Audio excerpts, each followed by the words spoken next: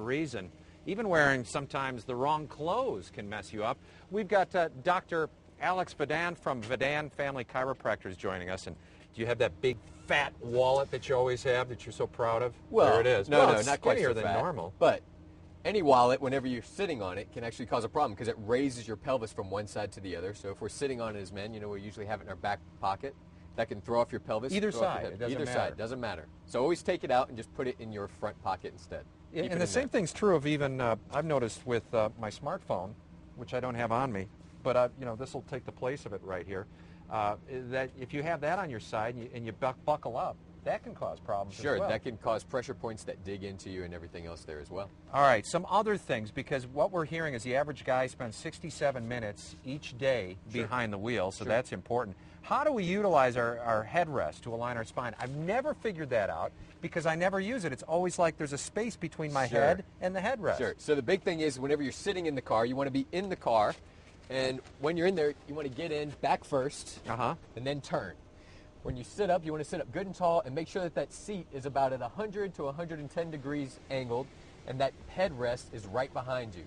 If you're sitting to where you have to come forward like this and drive with your head forward and back rotated and everything else, that's putting a lot of stress on your neck and upper back. Not to mention the fact if you get into an accident, your head has to travel all the way back. And that's the most important thing. Isn't that really the reason for the headrest? That is exactly the reason, because if that headrest isn't there, your head's going to go further back and cause some whiplash issues even more severely. You could even you can break your neck. Absolutely. Yeah. And also we have so many different little switches and toggles on every different model. So the big thing there is to make it to where, again, that seat back is angled back so that the front of the chair is angled down just a bit to take the pressure off the back of the legs. And one thing that I recommend for all of my patients to do, everyone in my practice, I have it to where angle that mirror to where when you're sitting up good and tall, angle all your mirrors so that you can see perfectly. If you start to get out of position and you look in the mirror and it's in the wrong place, then you know now that you're not sitting correctly. It's a cue for you.